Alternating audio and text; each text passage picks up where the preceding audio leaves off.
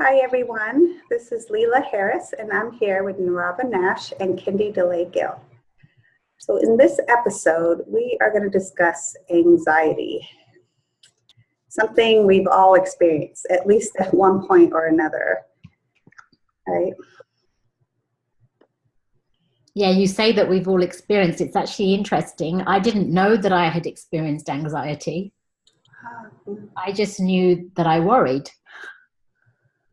But I didn't know that I was actually anxious about things. So it's fascinating because even the word anxiety, I mean, the similar thing is going on when you're worrying. Yeah. But I didn't actually physically know that it's a symptom that I've ever experienced, even though now, looking back on my life, yes, of course, I go through huge bouts of worry about things. Yeah, so at the time you were thinking, okay, I worry a lot. You were thinking your problem is worrying. Okay. I was still in the zone of I'm trying to solve this, so I have a worry. So I've got to master whatever it is, and containing it as the worry made it feel like it was less affecting me, but yet it affects you in exactly the same way as anxiety does, because the underlying behind worry is that you're scared about something. And actually, with anxiety, it's similar. You're also scared about something, but you're more in tune with the fear itself. The sensation and the experience of it, yeah. And same with overthinking. Overthinking is like worrying a little bit. It's like kind of anxiety. You wouldn't know. Yeah, you wouldn't know that because you're overthinking that it's masking fear. So it's interesting. So even though we're talking about the topic of anxiety, I personally felt like I've gone through my life without facing it. What about you, Neerava? Well, you know, as we've been preparing so much stuff for some upcoming events and reflecting on my life and you know, looking at the word anxiety is such a hot topic in our society right now, anxiety and depression. Yeah. And I actually realized that I spent most of my life in that state constantly. But I think my body was so tight that I wasn't connected to it. But just like you said about the word worry, I don't think the word anxious or anxiety was like a buzzword at all when we were teenagers or in our 20s or 30s even. It's not something that I remember hearing, but then of course I was totally unconscious to so many things. So maybe it was, and I just didn't know about it. But worry, I'm just surrounded by so many of my family at the time right now. And it seems like that word is still so much a part of the vocabulary. Well, I'm not going to worry about that, but, I'm going to be worried about this. And I mean, it's like, it's constantly, I'm going to worry. And the state that I feel inside it just reminds me that my whole life, that's what it's always been, worried about this. And if you were a good parent, you were worrying about your children. Yes. Right? So that we're just putting this constant stress in our bodies. And I think I spent most of my life until I started working with yoga in a state of anxiousness. Yeah. And so for your own brain, did you feel like, I'm facing anxiety? Or how did you relate to it? Because this is actually a tricky subject for me because I wasn't aware that I was anxious. Right. Yet, obviously, the adrenaline is pumping and the fight or flight response is happening all the time. And the problem-solving part is kicking in with its tension to do something for whatever it's trying to solve. So, of course, the entire life has been led like that. And I didn't even know that there was a peaceful center inside me. Yeah, well, that didn't need to, that from that place, there isn't just a need to react in that way. I didn't know that. You know what's funny is I remember a time laying on the grass in high school and listening, feeling my heartbeat and going, wow, my heart beats really fast. You know, like thinking there's something wrong with my heart. I remember being at a party. I didn't have any kids yet. And I remember just feeling like super uncomfortable. And I went and laid down in the bedroom. It wasn't my home. It was our friend's home. It wasn't that, like there maybe was 12, 14 people there. And I laid on the bed and I remember feeling my heart and counting, and I know it was 140. And so I used to think, oh, there's something wrong with my heart. That's how I used to think about it.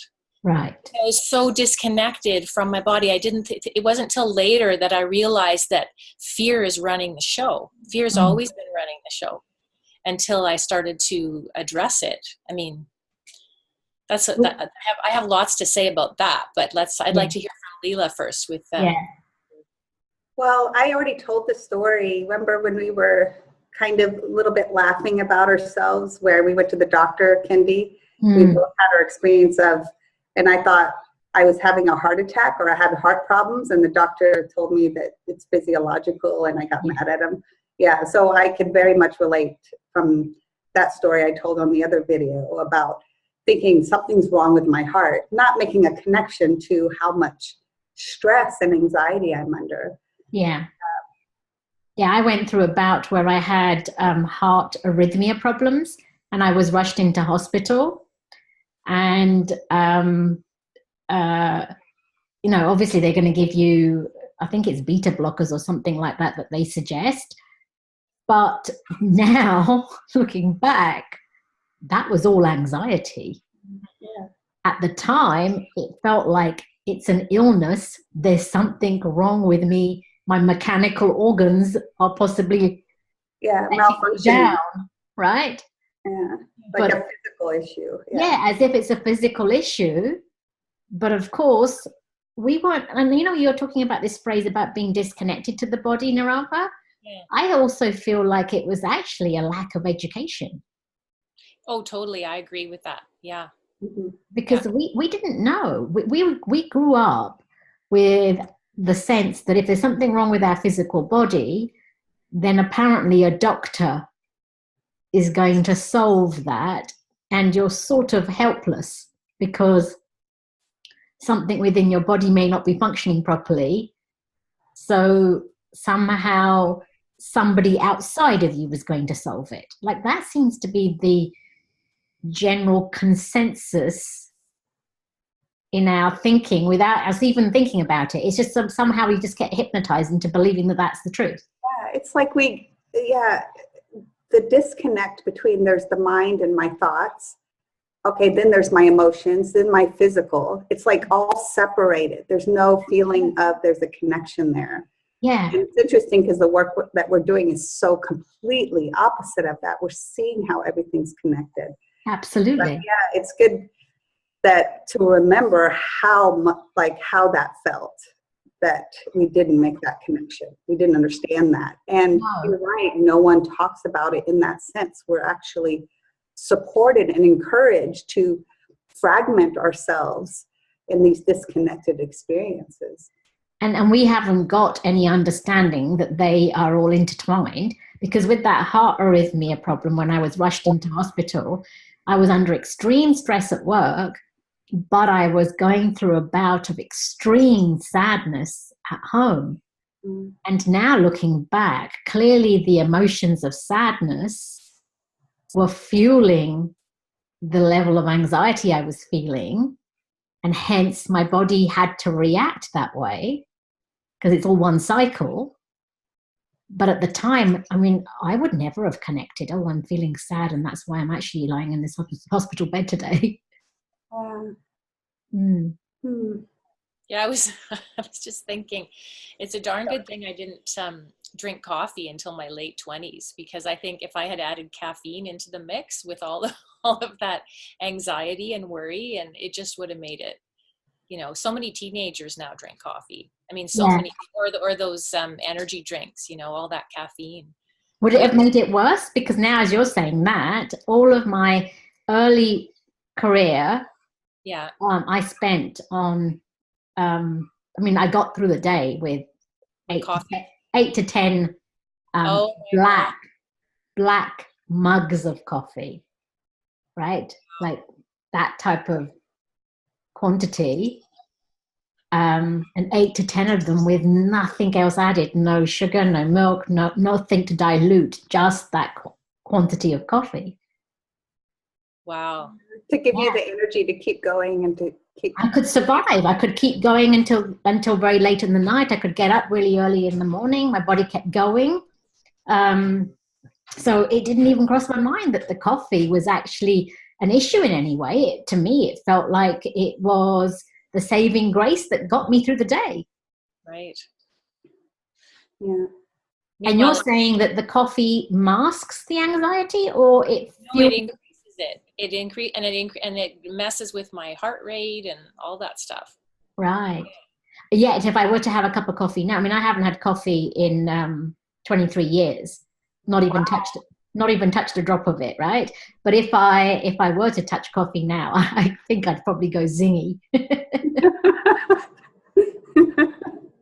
Yeah. Mm. Yeah. Mm. Interesting. Well, there's another aspect of anxiety. So let's now talk about more of the roots of anxiety. What creates that feeling of fear, or I'm scared of something. We can talk about, like, I know I've been afraid of a lot of things in my life, and just peeling away the layers of different fears and things that I was afraid of in myself and in life.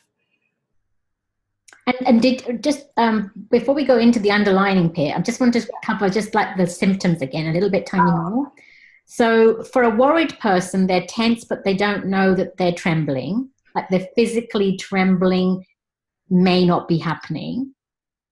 For a person that's currently feeling like they're experiencing anxiety, I've seen many clients that come in and they're actually sweating, and they can feel their heart is pumping a lot faster, and there's a change that arises in their breath, where the flow of breath somehow doesn't seem as easy and it's getting contracted. It's shallow. Any other things that we're seeing with people that are physically anxious in terms of their physical symptoms first, and then we can go into, Leela, what you're doing there, which is explaining how the physical body then reacts that way. Well, it might be not being able to sleep and not being able to sit still. And racing mind, not being able to focus, not being able to concentrate. Yeah, so that creates an element of fogginess. Mm-hmm. But actually, interestingly, even if you're not in a foggy state, the fact that you are racing, your brain is racing so much and keeping you restless and incapable of sleeping is the other extreme of fogginess. So one part is like the fogginess where it's a bit different and it's a bit difficult and confusing to make a decision. And then the other side is this extreme connection with the thoughts, and they're running so fast, so you're not feeling foggy, but you're actually totally alert, and you can't wind down. Can't slow down because it's you like can't slow down, you can't wind down, like you can't relax. Yeah. You can't relax at all. Yeah, and then it can turn and escalate for people who tend to have panic attacks, or they could have a panic attack. Absolutely. So I've seen anxiety in that way too, where it's manifested in other people, where they're pacing up and down in the room, or their inability to sit down, as you were saying earlier, Leela, means that even being inside a room is too much. They actually need to be outside in the fresh air whilst they're pacing, because even the four walls is claustrophobic and it's sort of closing in on them, and they need the open space to be outside. Anything else that happens in terms of physically? For myself, I noticed that if I catch myself in that state, it's there's no engagement of the diaphragm. The breath is only in the upper chest. Mm-hmm. Yeah. And then even when I catch that, then, you know, I've worked with my breath for a long time now. So it's kind of it's an important part of my, it's important to me. Yeah. And so even when I engage the diaphragm and take those deeper breaths and, you know, go down into my body, there can still be the intense pressure at the heart. Like, it's like someone standing on there. Right. And that doesn't go away with the deeper breaths. Right. Yeah, So it can lessen, it can make the breath slows my mind down, mm-hmm. and it relaxes the body a bit, but the anxiety sometimes is still super affecting this area and mm-hmm. pressure and pushing. Okay. And I know that's the same for a lot of people. Yeah, I've seen that too. And I've also seen, and this is an experience I've had, where I felt extremely afraid in a certain moment, and I could feel like the legs, like where I'm standing, I could feel like the legs trembling to a point where I felt like I couldn't be supported, or there was a chance I was going to fall because the anchor of my physical legs wasn't strong enough to actually hold me. And I've seen this with clients too, that have been extremely anxious, where they come to a stage where I'm asking them to stand up. Their ability to stand up is, they're convinced that that's not possible because the legs are going to give way. And so the knees can become very wobbly as well, not just the whole legs. The knees could be the first part that give way first. Yeah, and I used to feel like when I would walk into a room or I was somewhere, things would feel unreal around me. Like I almost felt disoriented in where everything was and like where I was spatially too. Right. It just feels disorienting and kind of a little bit swirly sometimes. Actually, that feeling I've also had, but again, it used to get called vertigo. But still, even vertigo is the same thing. It's still anxiety. Is it really? Because underneath, again, there's fear. I've only had vertigo under extreme stress when, again, I was trying to control something to work out a certain way, or it felt like it was life or death. And then the vertigo would set in. But again, like you're describing, it would feel like even the ability to walk was being jeopardized because the base of the floor was like moving. And the room is swirling, not too dissimilar to how it might feel like if you've had a bit too much to drink, except except just totally. It doesn't have the happy that comes with the drinking. No, it doesn't have any of that. You're like, woo, yay, this is fun. The anxiety is not like that, of course. Yeah.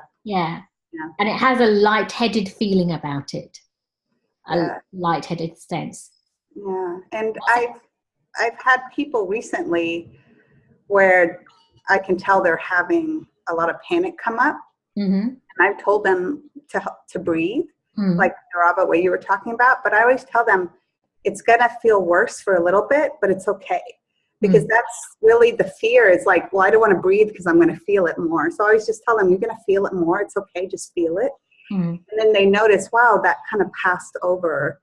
And rather than holding on to it for the whole day because you're afraid to feel it intensely for what could possibly only be maybe a minute. So it's just to keep in mind. I mean, every situation is different. Yeah. But for mild or, maybe moderate forms of anxiety, going and being able to breathe and feel it fully and let it run its course helps to not escalate into a panic attack.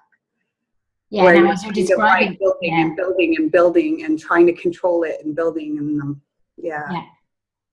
And the last symptom that I've seen throughout my life, again with somebody outside of me, is a paralysis, like a freezing, where the person has been like completely cut off from their ability to even react or respond, and they've just gone into mass shutdown.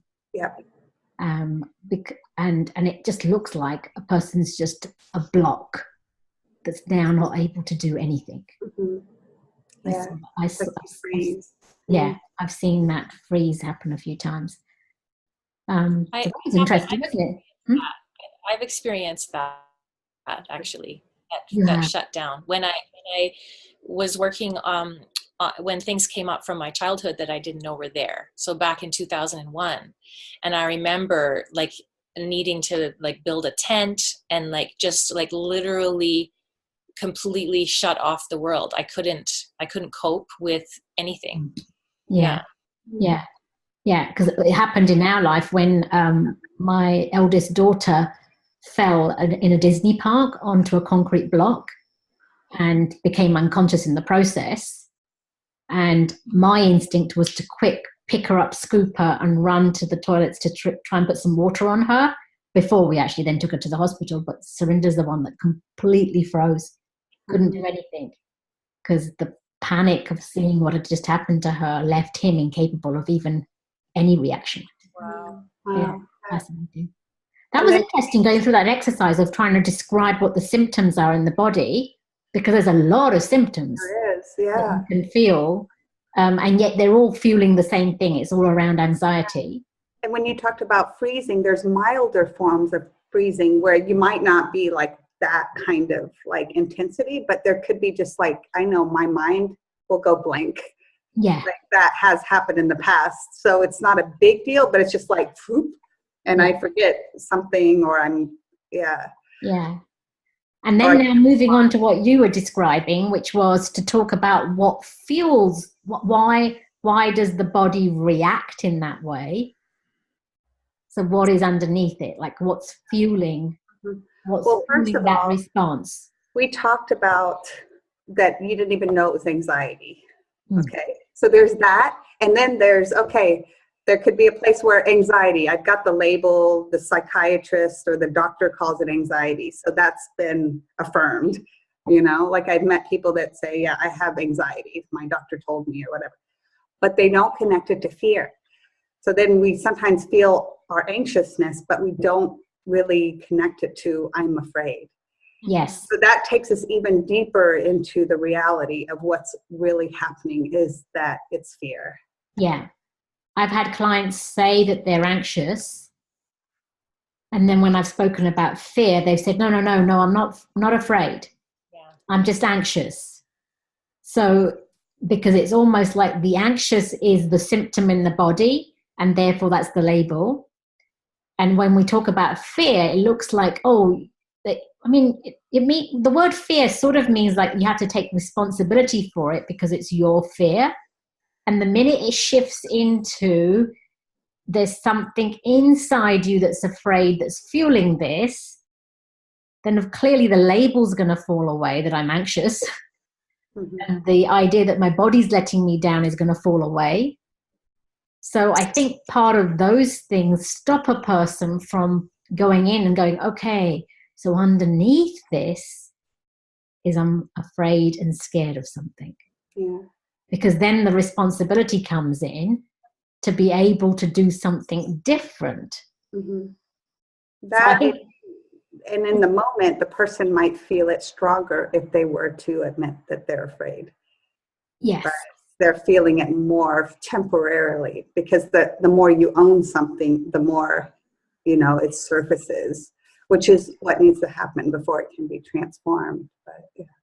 But not only do you feel it a little bit more the minute you own it, that is actually the only way you're going to experience liberation. Mm-hmm. Without that willingness to acknowledge, you can't be freed from it. So the upside is so huge for that temporary moment of acknowledging that is actually what's happening inside you. Absolutely.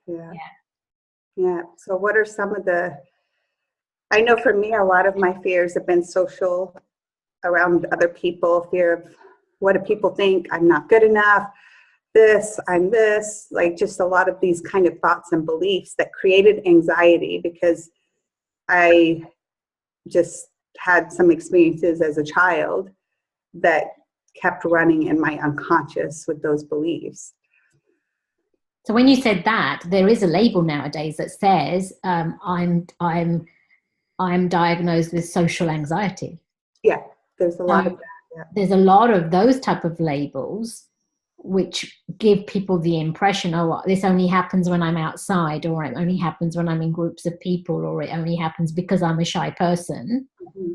But what you're saying is that even though it was manifesting as social anxiety and difficulty amongst other people, for you, you now know that there were things that were going on inside you that was creating that. Is that what you're saying?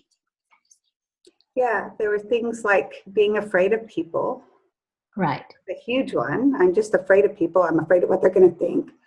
Right. I'm afraid of what they're going to do. I'm afraid. It was just very much based on, you could call it kind of like a traumatic experience from the past that imprinted me with that fear. So to call it, if I would have just called it social anxiety and hadn't gone into, well, what is the fear? What are the thoughts in the unconscious? I wouldn't have been able to like overcome it and transform all that fear I was living. And there were so many layers. I would have just had a label for it, but I needed to kind of go further than that. But the top layer was to be afraid of people. That was your top. Yeah, that was the outside layer first. I needed to come to is, wow, I'm afraid of people. Everybody. It's not just mean people or scary people. It's just people. Yeah. Right. Yeah. Because we've seen that also with Belinda too, right? Because a lot of social anxiety, and it was generally about fear of other people. Yeah, we both have all that in common, yeah. And there's a lot of kids and teenagers dealing with that, right? Yes. And guys, I don't know if you've done sessions on anybody dealing with that. I know Mata has. I've done sessions with teenagers that have come in with symptoms of like, I'm being bullied. Yeah. But really they're being bullied because they're scared. So it comes back to the same thing. They're actually scared of the bully and they're scared of standing up to the bully. Yeah. So it's interesting how many things that look like they're not even related all come back to the same topic of the fact that we're afraid. And so for me, a lot of the worry, I'll go back to the label I chose to use, was based on the fear of being disapproved of. Mm-hmm. So it's just a layer underneath the one about people. So first of all, we're afraid of people, but what is it that we're afraid of with the people? Well, we're afraid of their disapproval of us. So a lot of my life was run around being afraid to be criticized, being afraid to be isolated, being afraid to be rejected, like variations of the fear that's looking for approval or validation. Fear of people's anger too.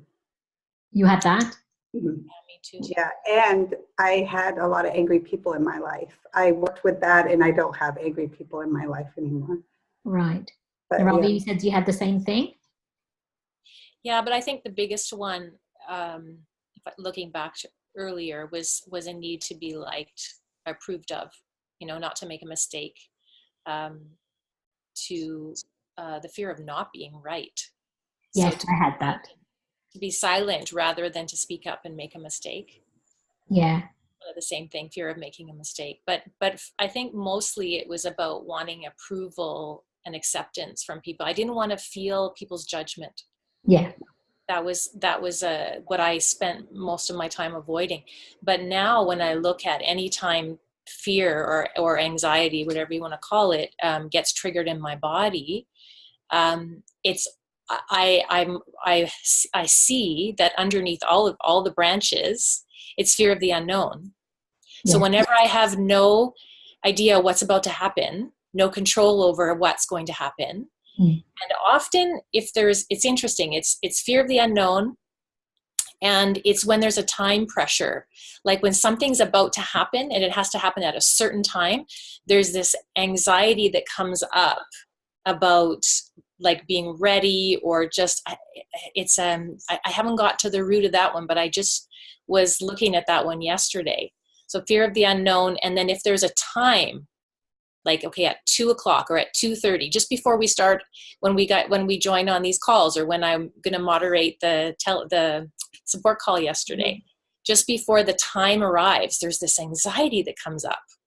Even though I'm totally, like, I used to think it was because I was never prepared, because I always wing it, everything. That's why I love these chats with you guys, because we don't prepare. But still you're feeling the pressure when it comes to arriving at the call. Yeah. So it's not about not being prepared. It's still about something else, right? Blame it on that, like, oh well, I'm anxious because I haven't prepared, you know. But if you look at that, that's actually not being prepared is fear of the unknown too. So now you don't know what's going to happen because you're not prepared. So, you know, on the other side of it, maybe preparing just pushes that fear of the unknown down because you think, oh, you got it all together, right? But I've triggered myself so much because everything I've done from when I started teaching yoga back in, I think, the year 2000, I never planned anything because I wanted to wing it. And I don't know if that was a good thing. Maybe it was a good thing, just pushing myself into facing that fear of the unknown again and again and again and again. But it didn't go away. That's right. I was going to say, you might have been pushing yourself to do that, but it didn't do anything with it, did it? It's still here now. Even though I can watch it, I can sit in my center. A lot of my DMs end up with, I'm afraid of the unknown. I don't know what's going to happen, right? It's still, there's that fear is there. Maybe it's, you know, Mata always talks about the unconscious and the bottomless abyss that is there. Maybe that's fear of the unknown is something that I don't know, maybe it'll always be there. I have no idea. But, you know, I just thought of something, what I really wanted to stop being afraid. And so, you know, there's that saying, just feel the fear and do it. So I was just thinking I need to put myself in situations that I'm afraid and just like overcome the fear. And like Kindi, you were telling Neerava, well, you still had the fear even though you're putting yourself in situations. I was jumping out of airplanes. I'm terrified of heights, by the way. And I was like trying to, like, I was doing all these things that I was afraid of, going on trips, jumping off cliffs. And sometimes I would feel more confident, like if I had a good moment that I did something that I was afraid of and I felt like I did really good, I would feel good. But a lot of times, you guys, I would end up worse. I would end up even more terrified because like, whoa, that was terrifying. And it was surprising. And this was maybe 10 years ago about where I was really trying to kind of like barrel through these scary things. And I was just kind of, you know, shocked at how, wow, I'm terrified. Like, and then I would feel even more afraid because now I'm like, I'm afraid of the water now. I'm not just afraid of the jump. I'm like, that was scary being in the water. Like it was just, so sometimes that advice to just ignore the fear, ignore the fearful thoughts and just do it anyways, it doesn't work for everyone. Because sometimes what it does is it triggers that fear more because you're trying to push through it. But the fear itself is related to probably a memory of something that happened that's still in the unconscious. And then like and then we can use something like the Dalian Method to work with the root cause of the fear instead of just kind of pushing yourself in through these panicky situations. Yeah, like do you transform the body first and then take the action. And then take the lead and then feel the fear and do it anyways. Yeah. But also the fear, there's two types of fear. I remember asking Mata this question about fear because I was trying to work out what my analyzing head was trying to understand why, if I have a session with the Dalian Method and say it's the fear to be rejected, that suddenly I do not now have that fear that I'm going to get rejected. And even if I was to be rejected, it isn't going to stir me or touch me inside. So I was trying to understand the difference between a fear that's come up that gets transformed and it disappears forever and it never resurfaces, compared with fear that stays there. And like when you were describing this fear of the unknown, whether that's always going to be there until you disappear out of this body. And I asked her that question and she said, well, there's two fears. One is a mind fear. So all fears that are related to the mind can be transformed and irrevocably cleaned up, right? And then the other fear is the physical fear of the body that is programmed to want to survive at any cost. Mm-hmm. Okay. Yeah. And that fear is the fear that can only be transcended once you know you never die.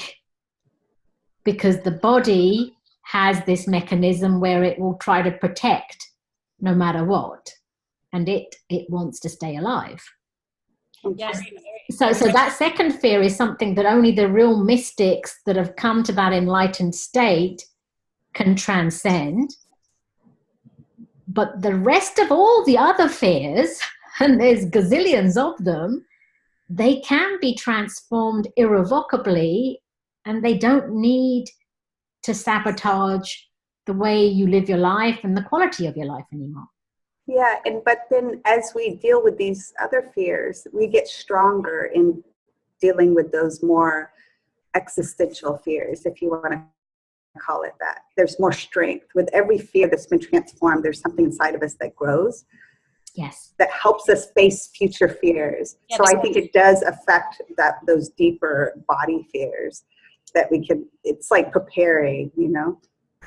Yeah. The courage Right. and the trust continue to grow bit by bit, and then that helps you go deeper. Yeah. And like for my life, using my voice was a terrifying thing, and that was intensely scary for me to even. Well, I remember that first yoga class I went to in June of 2000, or what? No, it was the fall of '99. Where we sat down at the end of the class and he said, we're going to do some toning. And I was like, what the heck? What is that?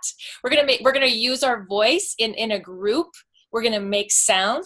So I got up and I went to the washroom, and I stood in the washroom shaking in fear, and I couldn't get out. It was in a home. I had to walk past everybody to get to the door to get out. Otherwise I would have just left right there. So that was, and then also working with him privately, and then being on the ground, hyperventilating from him, just trying to get me to scream in a forest, just make sound. Mm-hmm. That was your anxiety moment. Yeah. That was one of them. Yeah. And then coming to the point where, I did my first performance, because I'm a singer, a musician. So singing on a mic for the first time, I mean, the mic was this far away because I didn't want to put my voice close. So that was, slowly. And then the next was the first solo, shaking in my boots. But now it's effortless. It's excitement and it's joy and it's expansion when I get to speak.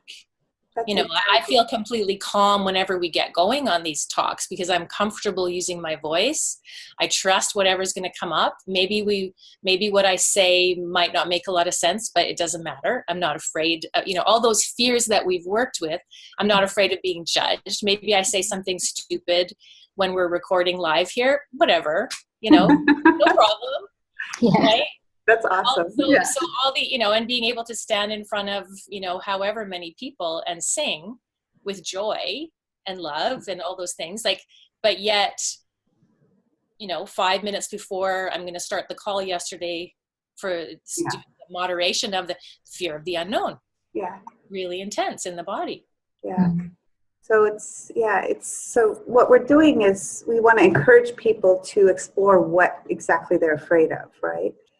Absolutely. That's kind of what we're saying here, instead of just stopping at I'm worried about this and this, because sometimes what we're worried about is not really the anxiety, the real anxiety that's going on. So it's just really great to have that attitude of exploration is, okay, what's really going on here? And just to kind of stop and take a moment and interrupt the mind that just wants to solve everything that's coming from the anxiety, the deeper anxiety. And you know what, Leela, as you're saying that, what a flash of awareness came to me. I mean, I already knew this, but the idea to share it right now is that there's a time when we come to that place, right? Yes. So for me, I had all those years working on myself with all these different healing techniques, et cetera. And I often said to Mata, how come I didn't find you back in 2000? Like, why did I have to wait 13 years until 2013? And then even since that point, I notice a pattern I had is I started teaching yoga. One of the reasons was I felt calm. Mm-hmm. That's why you started teaching it. Why did I start using my voice? I found respite and joy and incredible. So it's not like you were aware of the anxiety. You were just aware of how good you felt when you were doing yoga. Yeah. So I would do it and I would, these different meditation things, I would have respite from the intense anxiety in the body. Yeah. So then and rather than being a little wiser, but obviously we all do the best I could.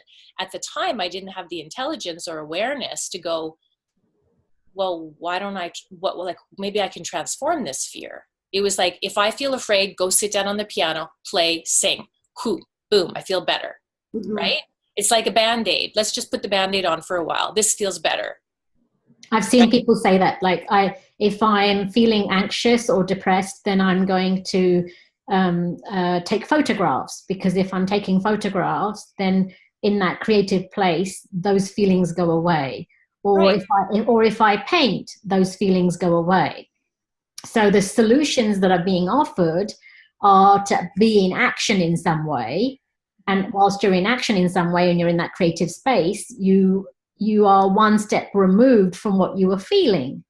But that fear is still in your body.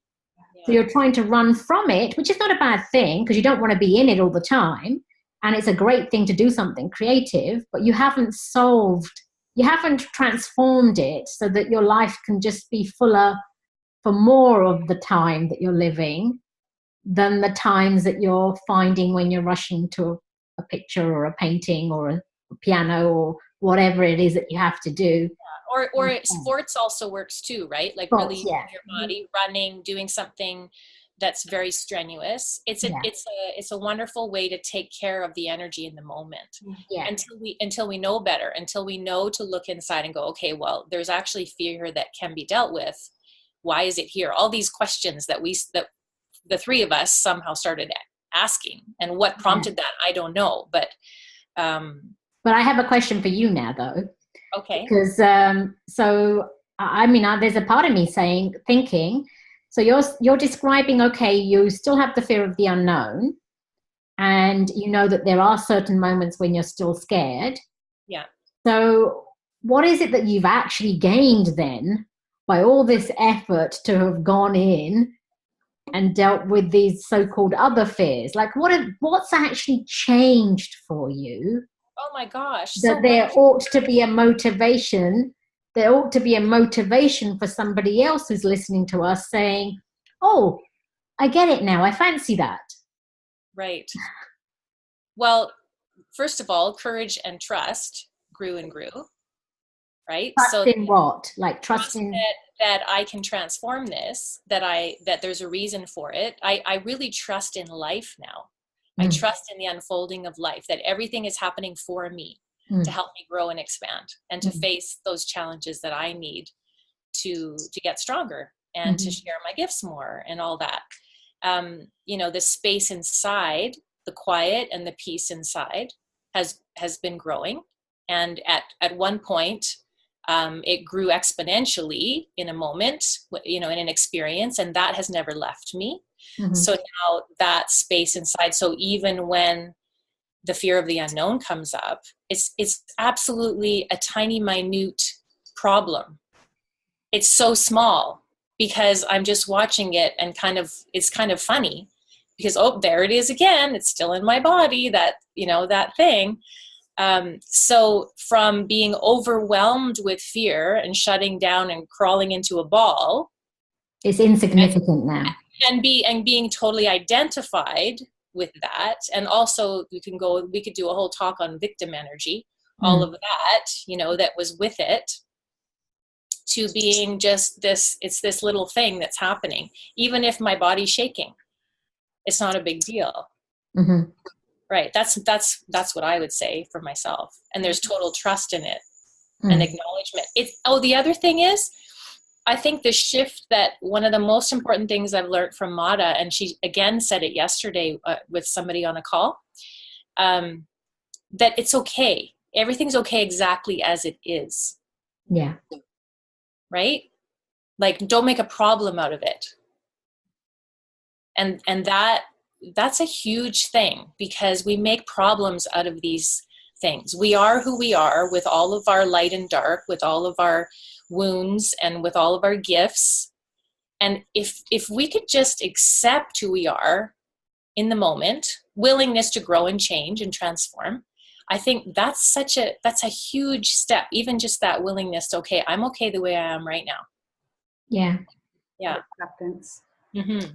If I was to answer the same question, so on the basis that I was this worryholic,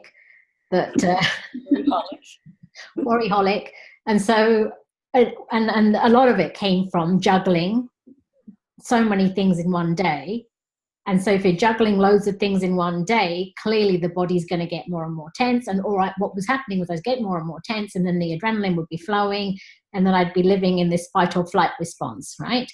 Mm-hmm. And so a couple of days ago, maybe 3 or 4 days ago, I stopped and I just said to my son, I said, I can't get over what's just happened today. And he goes, yes. And I said, and the feeling's priceless. And he's going, yes. And I'm like, okay. So I was renewing the mortgage, and I was sorting out a contract for a piece of land, and I was trying to write a new proposal, and I was changing my website, and I was doing this, and I listed about 8-10 things.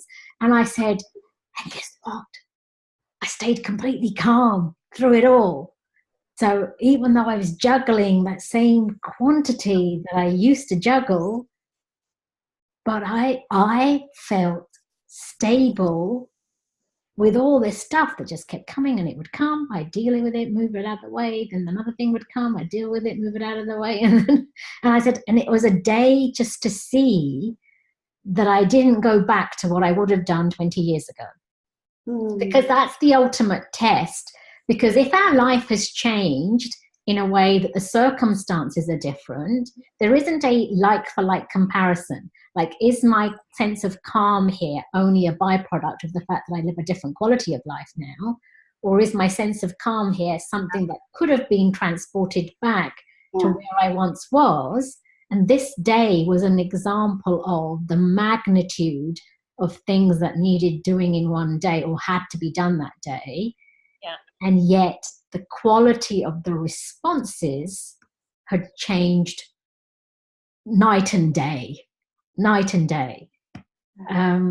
So that's the beauty. And like when you're saying about trusting, there were a couple of things that arose that day that were out of my hands, in the unknown. I had no way of managing it so that it went a certain way, nor even a desire for it to go a certain way. Just an acceptance that this is going to be what it has to be.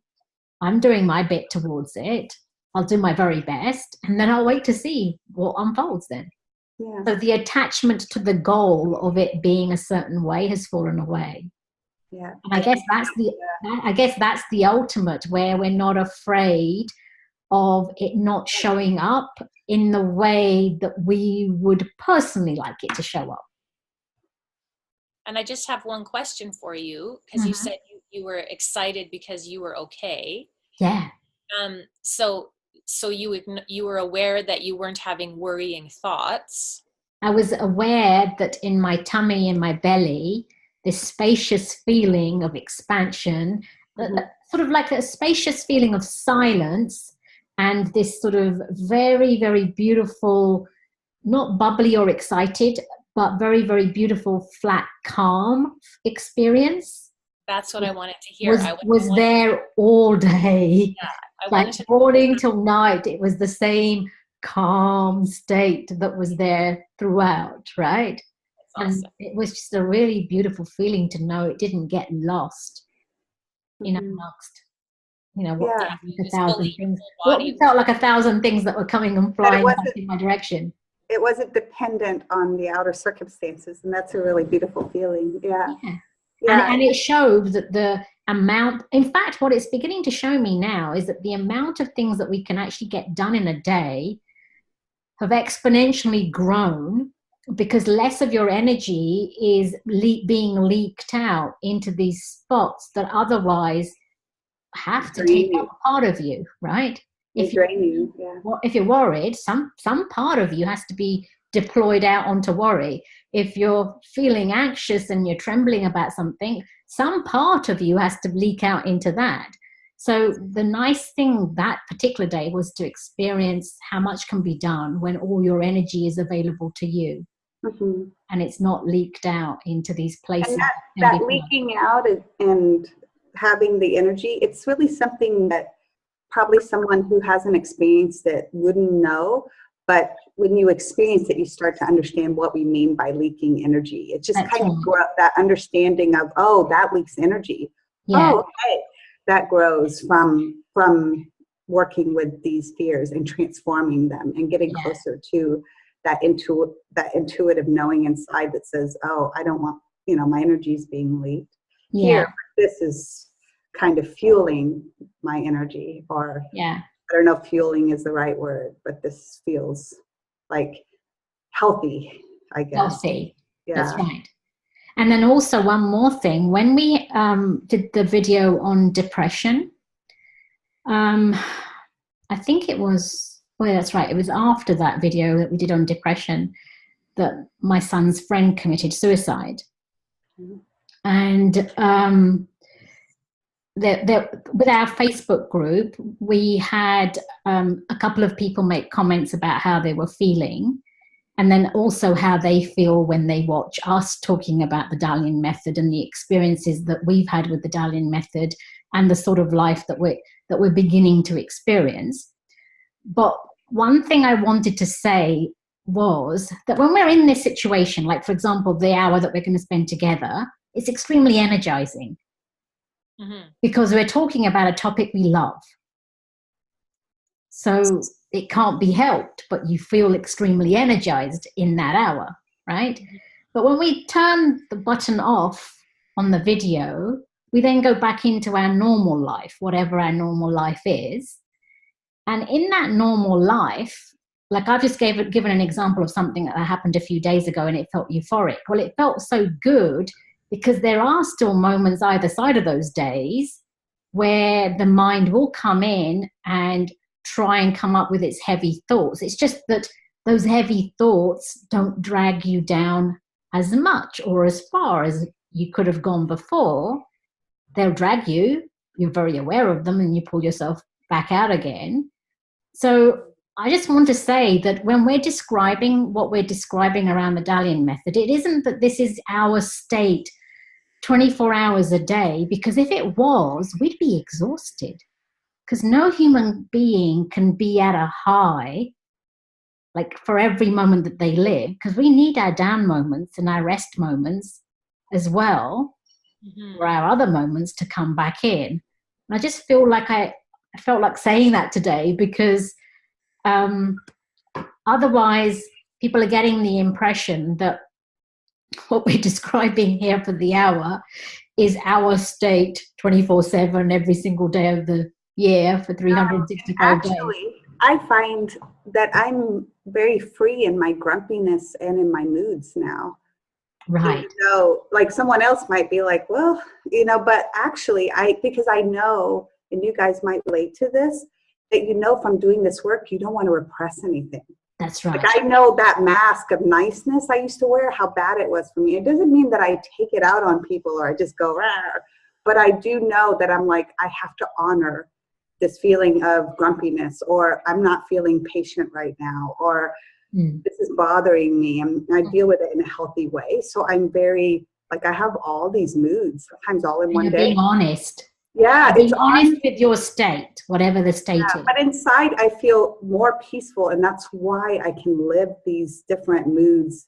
Sometimes I'm kind of like impatient, or like not in the mood to be social, or I'm really, all these things. I just let them flow inside of me as much as I possibly can.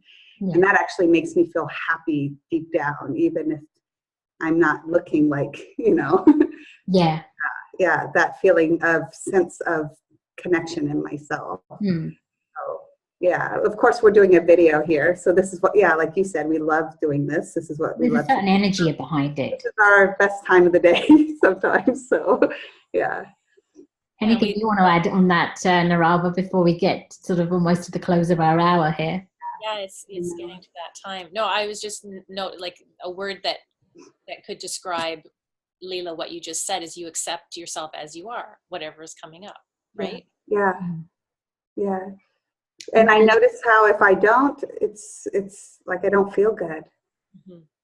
Yeah, and there's a willingness that when you accept yourself as you are, and that spontaneous thing comes up, whatever it is, right? If it's an outburst, I mean, in my case, it could be an outburst at a person within the family or something, right?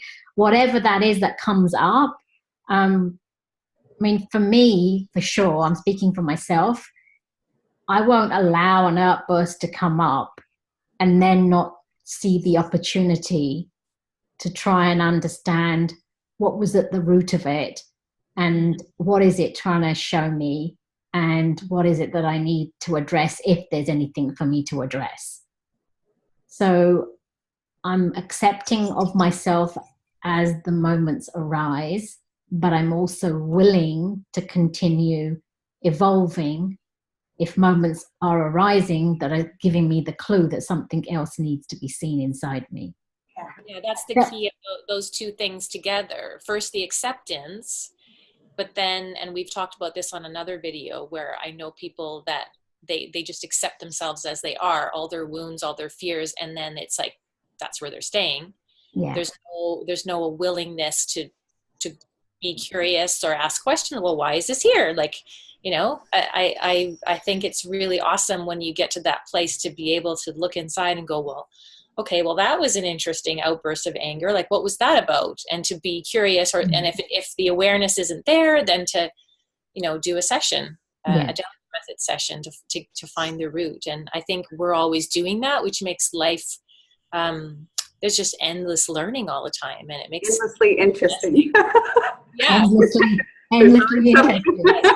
Yeah, interesting. Yeah. Do you guys have any, you know, coming back to the topic of anxiety, like what do you want to leave? Your last words about anxiety?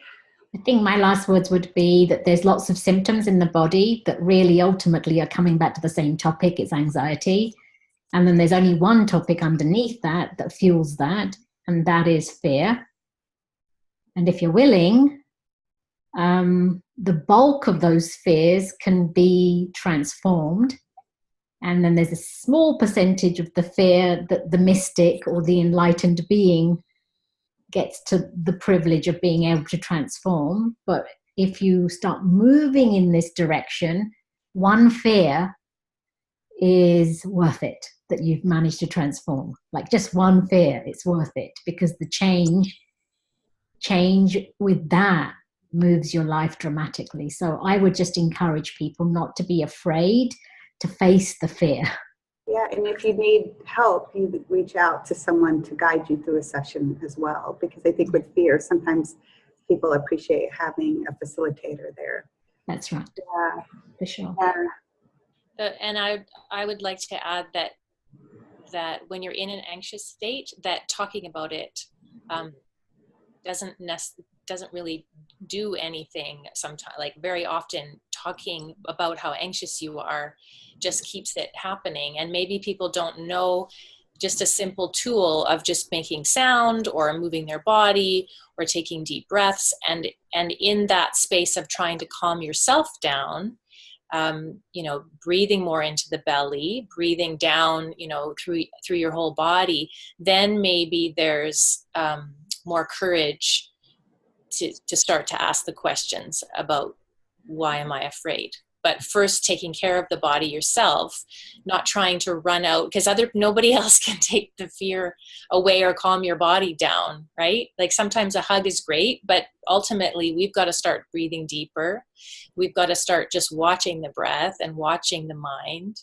And then we can slowly, when you know, some people have a lot of fear and they're just not ready to even consider you know, trying to deal with it with a Dalian Method session. That's okay too, right? So it's about timing. Yeah. I think, you know, taking care of yourself as best you can Taking the next step. That's what I always think of. Whatever the next step it feels like for you, whether you've never talked about it and you want to start talking about it, or you've been talking about it and now you want to start breathing and feeling it. You know, it's just like feeling that next step that's right for you. Yeah. Talking about it sometimes is talking around it. Sometimes it depends on how you're talking. Yeah. Yeah. Yeah. Anyway, lovely having everybody out there. Yeah. Thank you. Say Thanks hello. for watching. Thank you, Kindi and Neerava. My pleasure. Bye. Love it. See you in a few weeks' time. See ya. Bye.